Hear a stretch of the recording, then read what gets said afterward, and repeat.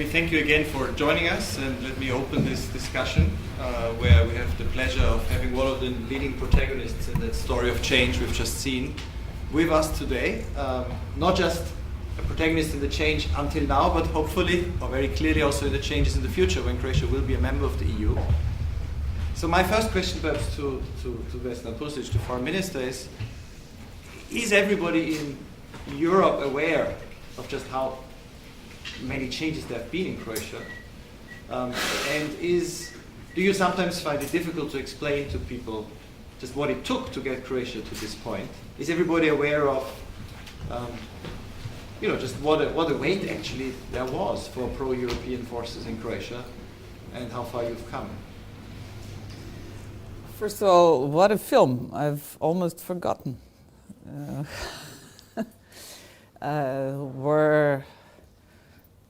where we are coming from and what has happened in all these years. In a way, we were, I think, forced to look very much at the here and now and move as we moved step by step, to try to push aside everything or a lot of things that happened before in order to almost force change, force progress, force moving ahead at different times. And even I, who lived through all of that in Croatia, in some ways find it strange to think that this was so recent, in a way, that this was... So, thank you very much for supporting this. Thank you very much for making this film.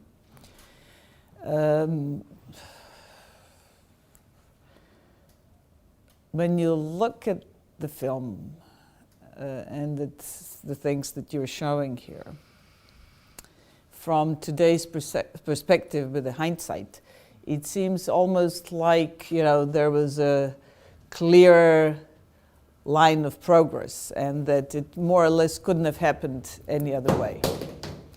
One of the key feelings I carry with me from all of those years was that none of this was at all certain at any point in time.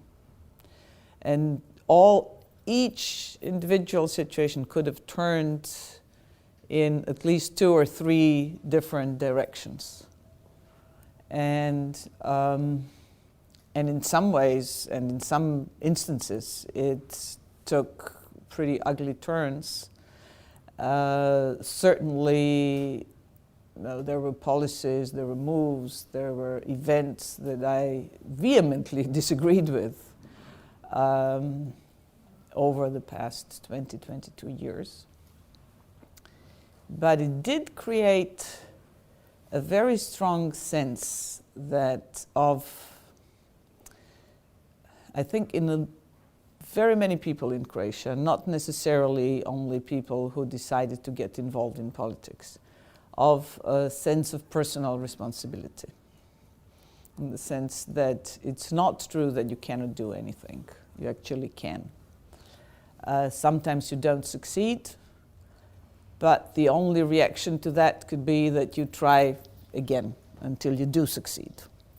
And that it's worthwhile standing for what you believe in, and that it actually can make a difference, that it can change things for the better, even if it doesn't have that effect immediately. So although in some ways this film and a lot of events that you've seen look pretty tragic and dramatic, and they were, I think that the overall message of what we've been through in the last 20 years is actually very positive for particularly for the civil society, because of a lot of people who've made a difference in Croatia's development and history over the last 20 years. originally didn't think that they were involved in politics. They just reacted to things. They reacted to the war, to what they felt as injustice, to what they felt as crimes, to what they felt as good ideas. Reacted to that and gradually influenced events. I must say that I didn't see the last 20 years or 22 years as predominantly influenced. I mean, if you asked me, I wouldn't have told you this story. Although all of what you've shown happened and all of what you've shown is true, that there was a war, that the war was also many other things. In addition to what's shown here, that there was the issue of the Hague Tribunal, that there was the issue of the big clash that in some ways has come back with the verdict in the Hague of simultaneously understanding that in a war there are war crimes committed by all sides and on all sides, but that does not eliminate the fact that the responsibility for the war is not shared. That is not shared. There is always somebody who starts the war. Once the war started, there's no way there are not going to be war crimes. And one big lesson from every war is that different sides can win, but no society can win. Societies always lose, and it takes a long time to recover, whether you were formally on the winning side or on the losing side. But when I look back from today's perspective, I don't think of the last 22 years as predominantly that. Although this is maybe a very good sort of symbolism, but I see it predominantly as struggling to build a generation, or in the broader sense, struggling to build your own institutions with your own hands. And in that sense, it was also it was fascinating for me as a citizen, but maybe even more fascinating for me as a social scientist. Now if I may ask one more question on the role of leadership. I mean, what one sees, you talked about, there were certain moments when things could have gone differently. And if I look at Croatia today and compare it to some of its neighbors, it seems that over the last few years, at crucial moments, there were also political leaders who took very unpopular decisions, which in hindsight, took Croatia where it is today. And that some of your neighbors did not always have, even if they had perhaps leaders who might have, they didn't have the courage to take difficult decisions early, and then lost years and lost decades perhaps even. You were in opposition, but you actually, you were seeing this. What's the role of leadership in promoting the return to Europe of Croatia? It was very important. It's I think always very important, but in small countries like all the countries in our neighborhood, leadership is key, because leadership is the one that goes against populism. I don't consider populism to be leadership. I consider populism to be sort of something that I saw was also picked up here, this leadership by polls. You try to figure out what's the general sentiment, and then you sort of try to profit politically from a general sentiment at any given moment without having a clear idea and a rational explanation of where do you want to go and why do you want to go there. And it works, especially, as I said, in this absolutely small countries and small societies of between, let's say, 2 million to, let's say, 6-7 million people. different countries in the region. It works even when you're in a very small minority, when you're at a given moment in a small minority, but keeping certain positions, certain values alive. So I think that leadership is very important, that is not necessarily led, and at certain times it's very important that it's not led by focusing on getting votes. Because if it's going to focus, especially at some crucial moments, exclusively on getting votes, it will not move things forward. And especially in times of crisis or fear or frustration, basic political instincts can be pretty ugly. And to stand against that, I think, also helps a society that might, at that time, that might be a minority position, but it gives you a chance to later on build on something. And it's a sort of collective face saving. And this is also, I think, part of leadership. To have the courage to be in the minority. Well, you've definitely been a few times in the last 20 years. Let me open up to comments or questions, or comments on the film or questions to Vesna Pusic. If there are any, or you think about it, and I'll ask you one more question. President Josipovic was telling us about this role that Croatia actually brings all this experience, you know, the difficult but also the positive of overcoming difficulties to the EU now. How do you think, you know, Croatia is a small country, but it will be one of the full EU members. How does this experience inspire, or what can one expect from Croatia in terms of foreign policy? What does it contribute to the EU with this particular recent history? I think a few obvious things. One is the region. And in some ways, if you think Croatia is the third East European enlargement. And it's in one way different than the previous two. And this is that it's an enlargement, we are an enlargement with a task. Bigger East European countries joined earlier, like Poland, like Czechoslovakia, and then Czech and Slovak republics, and Hungary, and Romania, and countries that are much bigger in territory and population.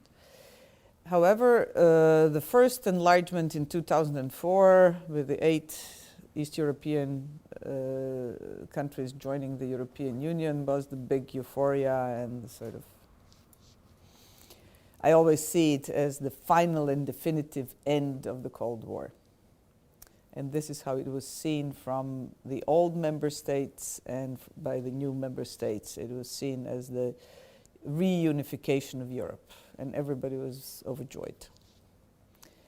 Then we have the Romania and Bulgaria enlargement, which a lot of people criticize and said, no, they were joined too early.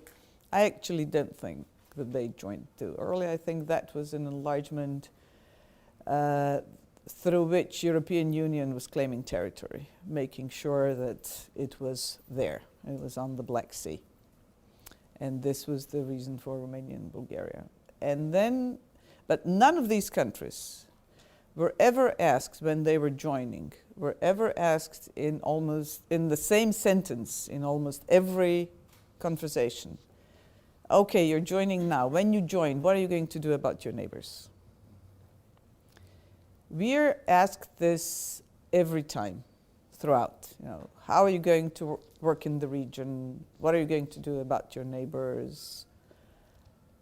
And we embrace that role. We think that is our role. We understand that it's impossible. What is the reason for our wanting to go this way? It is to stabilize the country, to build the institutions, to develop this culture of working through institutional set procedures. This is so important, and in that sense, this Hague story was also so important. That once you start following a certain institutional procedure, you actually stick by it.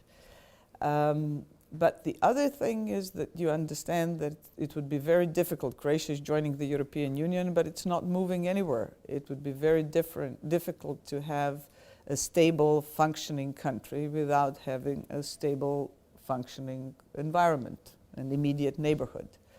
And so in many ways, we understand that we are, if successful, we are bringing to Europe, together with our neighbors who all have EU perspective, we are bringing, maybe for the first time in history, the capacity for a volatile part of Europe that has caused a lot of instability over centuries in Europe, and certainly in the 20th century, the capacity to take the responsibility for itself, for the stability of southeastern part of Europe, and through that also increase the stability of Europe. So this is one thing. The other thing is maybe refreshing the collective memory of what is the alternative to long-term peace. I think that in old Europe, people have mostly forgotten. I mean, they know theoretically, and everybody say peace is better than war, and this is all fine. But nobody thinks that this is something that can really happen. And we didn't think, even in the 80s, let alone before that. We never thought that war was a real option, that this was something that could happen in our lifetime. This was finished with our parents' generation. And when you understand that is, but not only understand, when you have the experience that this is a real possibility, you look at long-term peace through different eyes and value it in a different way. Oh, thank you very much. Also, thank you, Gerald, for this film. I mean, for me, it was very moving and interesting. And maybe the most interesting aspect was how facing history was so closely linked with the accession process. And you know, that also is for me the question to you. I mean, given that, I mean, the acceleration of facing its own history was basically on the partly, or mainly maybe, on the pressure of joining the EU. I mean, that I think became very clear for me as for the film. And now Croatia is there, but Europe is in a different shape than maybe even 5 years ago. So you are joining the EU at a very critical time. So what do you make of it? You know, how does Europe and all the different meetings, you know, nearly every week there's a life-changing meeting in Brussels, and how does it all look like from where you stand? And you already participate in the meetings now? I've actually, we had the referendum on a Sunday before the Foreign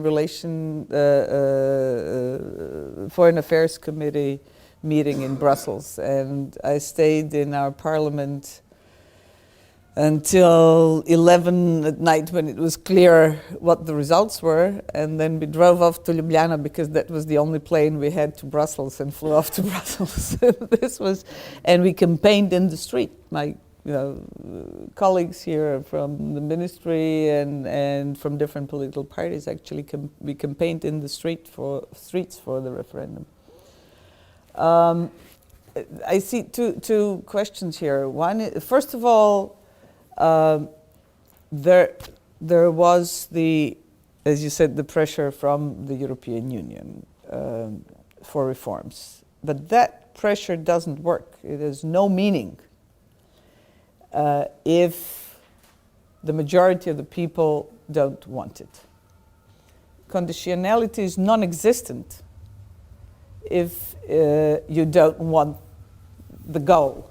So you cannot use the European Union or anything else to stimulate, enforce, force for, or put pressure on political community for change or reforms if basically there isn't a critical mass in the society, and if there isn't an important, at least an important segment of political leadership that wants to go there. Because in the end, it has to be done from within. All of this is fine and wonderful, and we used it. I personally used it to push for certain changes. I came politically from the sticks. I was very much isolated in the early 90s and in certain periods in our political history. But circumstances have changed. And so all of this pressure really works only if there is substantial interest, support, political will, critical mass within the country that wants to go there and that wants to lead in that direction. It is true that European Union is very different today than it was when we decided to go in that direction, and I would say that that was in February of 2001. I usually take that as our starting point, because this was when we ratified the Stabilization and Association Agreement in our parliament. So it's sort of it was right before, a few years before the first East European enlargement. The key issues at that time were human rights issues, liberty, democracy. The key people were Michnik, Hayek, Havel. This was when we started. Now that we are entering, the key people are Mario Draghi and Juncker and the financial people, very important, very influential, very smart people, but focusing on financial, monetary, economic policy issues, budgetary issues. The human rights, the freedom, democracy is rarely ever mentioned. So yes, the circumstances have changed. Also, the sense of generosity that was a big thing in the 90s and early 2000s when you looked at the European Union, where everybody was rich, things were going well, and there was this sense that this was this community. That is also gone to some extent. And the key issue is, how much does this enlargement cost, and what will this bring to our own domestic scene, political scene. However, Croatia is also different. We were very different when we started from what we are today. And not only institutionally, but especially in terms of sort of political atmosphere, culture. Fear was a very important element in Croatian politics in the late 90s, early 2000s. It's non-existent today. I mean, people can be angry, frustrated, dissatisfied with things, but they're not afraid of politicians' politics or anything like that. They can dislike us very much, but not in the sense of that they're afraid. We've actually achieved, we've gotten out of this process half of what we wanted from it. And this was the accession. The accession process was the process which we used for our own goals. And this was to build institutions and reform the political scene of Croatia. And this, we've actually already gotten out of it. The second part is membership, which we've seen as long-term stability. And the fact that we are entering at a different time means that we are much less euphoric. But I would say maybe a little bit more realistic and understanding that most of the things, this gives us maybe better chances and potential circumstances, but everything that happens in Croatia will happen and has to happen by our own efforts, and and we're not expecting anybody to come in and do our own work for us. A, because it's not realistic, and B, we've also seen that everything that happened there, in the end, however much we used other people's experience, we actually had to do it ourselves. Wait, there were two more people in the back. Yes. Let's get both of them and then we can. Hi, thank you, Gerald. My name is Vesna Pusic. I am from Kosovo. I follow issues of Europeanization of the Western Balkans. I've spent some time in Croatia last year, and it's just such an inspiring story. Every time I come in, I'm overcome with this, feeling of inspiration of how Croatia has gone, where it's gone, and where it's arrived. But also, then there's like this feeling of hopelessness, because this precise thing that you have managed to do is not happening in the rest of the Balkans. And there's something that you mentioned in the film as well, where you talk about how it's very important that all of the countries in the Balkans go through this, looking deep into the past and dealing with, the crimes of the past and dealing with the good and the bad. And that is, again, something that I don't see it's happening at the same level. Now, the whole story with The Hague is very interesting, and I think it's helped your country a lot. But what I find most interesting is the indictments that have happened locally, the court, the way that everything was reformed, where now Croats are able to put indictments for politicians forward and still have these court cases go forward. Now, how is that possible? When did that happen? You talk a little bit about how pressure from the EU was important, mobilizing people locally was important, willingness was important. But could you be more specific? What is the kind of advice that you would give to the countries south from you who have to go through the same process on this very particular issue, which I find is very important to break this impunity with the politicians. Why don't you add? Go ahead. Assistant Europe Association.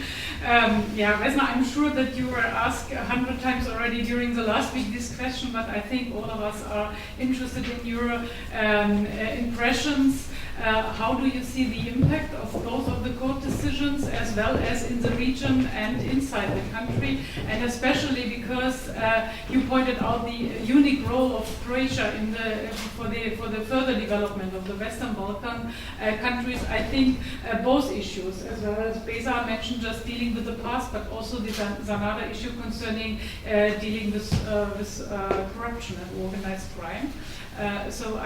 Because I really think it should be not a coincidence that both of the decisions came so close. But I can understand that the burden is very hard for you, and I can only say my personal compliments about the way you managed this, because of course both decisions were very sensitive for your country. All right.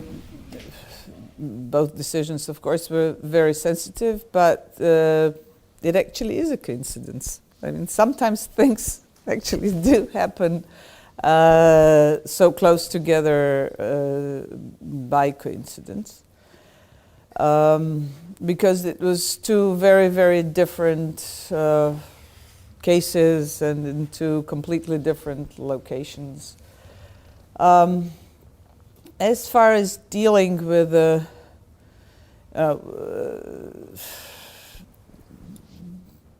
criminal acts, let's say, within your own environment.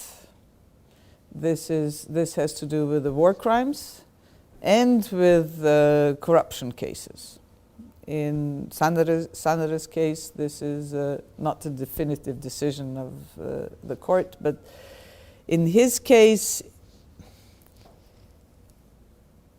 it was an escalation. There was a certain sense of things going in the wrong direction towards the end of his tenure as Prime Minister.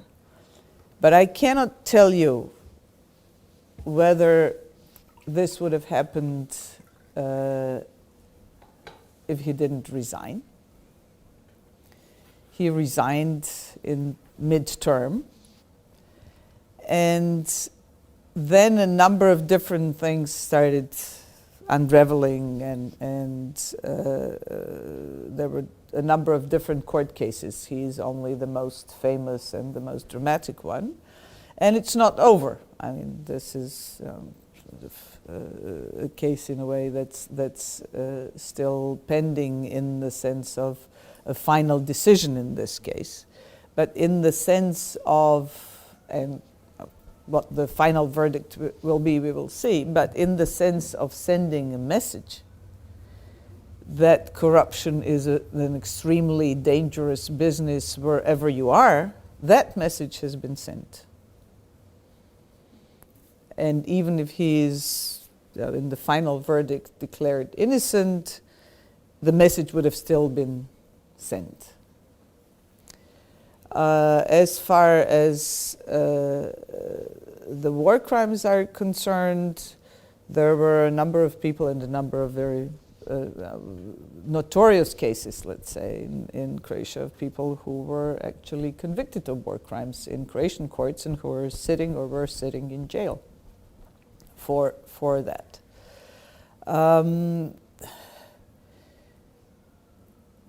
This, again, is very difficult. I mean, it's the sort of pressure for normal functioning of institutions is important. But again, I cannot see this happening without having a critical mass of political will internally. It would have been very difficult. I remember when we were discussing the model of reforming the judiciary. There was probably the biggest resistance to that, although it wasn't very visible on the surface. I don't want to go into those details here, but this is why it's much easier, for instance, for us from Southeastern Europe or Eastern Europe in general to understand certain things that are much more difficult, for instance, for people from the old member states, like, for instance, the reform of the judiciary. When they tell you, from today till tomorrow, there is an independent judiciary, and from now on, these judges are untouchable. Where everybody in that society has been complaining for decades before that, or at least for 10 years before that these people were brought in through nepotism, through political protectionism, through all kinds of things. All of a sudden, they're sort of the independent judiciary. And how you go about reforming that is maybe the most challenging thing for our countries in the region, to actually get to the point where they have a foundation to build an independent judiciary, rather than transforming, relatives, cousins, and schoolmates from the politicians into independent judges overnight, which was a very widespread practice. Petra, I forgot. No, the verdicts in The Hague, how they influenced it. First of all, there was no way that whatever the verdicts would have been in The Hague, that wouldn't influence the relations in the region, because this is the nature of this case. So whatever would have happened there would have influenced the relations.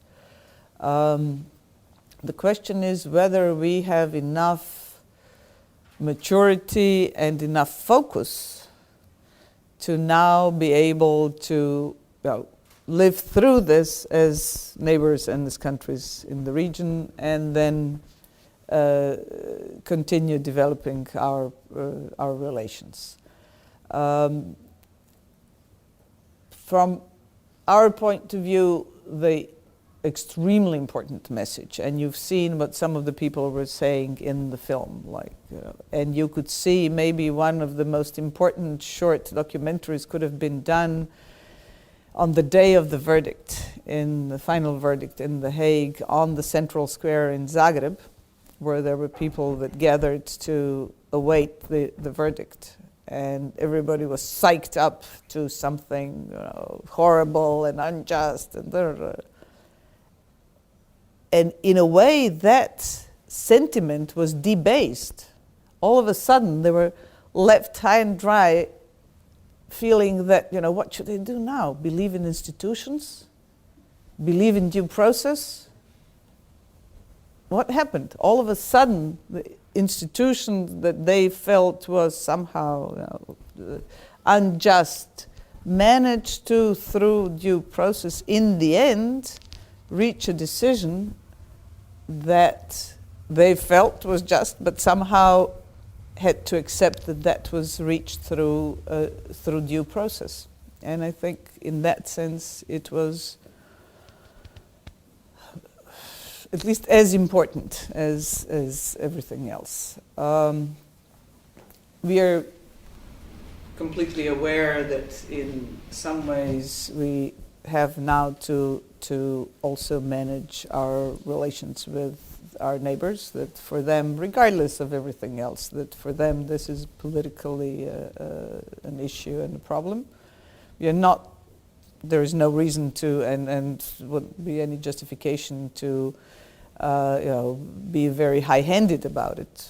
We've been through lots of different situations ourselves. So I would expect that, this is not true, it's not that I would expect. We're actually gradually already working on preparations to re-establish normal relations. We are communicating, we are in touch, it's not like, there's a breakdown of communication, maybe for a very short time, but this is over now. And I mean, it's not over in the sense that this has been taken care of. This we'll need to work on these relations, but we are in touch.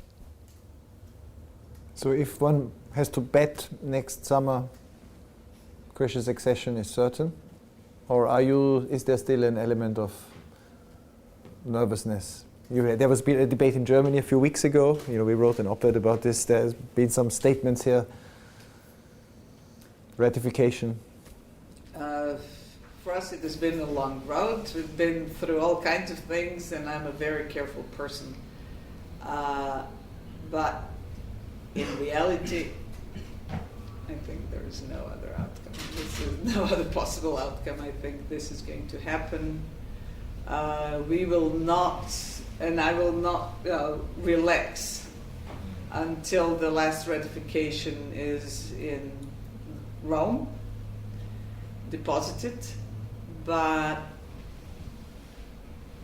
we've been through a process of accession that had so many benchmarks over the past years, so many goals, objectives that we were meeting, and it's not that I'm complaining. On the contrary, I think it was a good help. We have these 10 specific objectives. At least seven we will meet by the end of this year. So we have 3 for next year. We will have most probably 21 ratifications by the end of this year. We have 19 now. We're expecting Finland and France before the end of the year. We should have at least 3 more by March or end of March. And I think, looking good. Well, it's been a long road. this goal is in sight. But I'm sure there'll be even more work for you and your colleagues and Croatian diplomats in the next few months. And then you join an EU where you really can relax because it has solved all its problems. So let me thank you again for your participation, for your support, and for, in the end, a very inspiring story of change. And let me thank all of you, Mercator again for hosting us, the embassy for being our partner, ECFR, but all of you especially for coming. And well, the films will all be online eventually in the next few weeks for free. You know, you can watch them in English and German. They will also be shown elsewhere. So if you want to then recommend them, you know, you can forward them to others. You can also let us know what you think. Thanks a lot, and take care.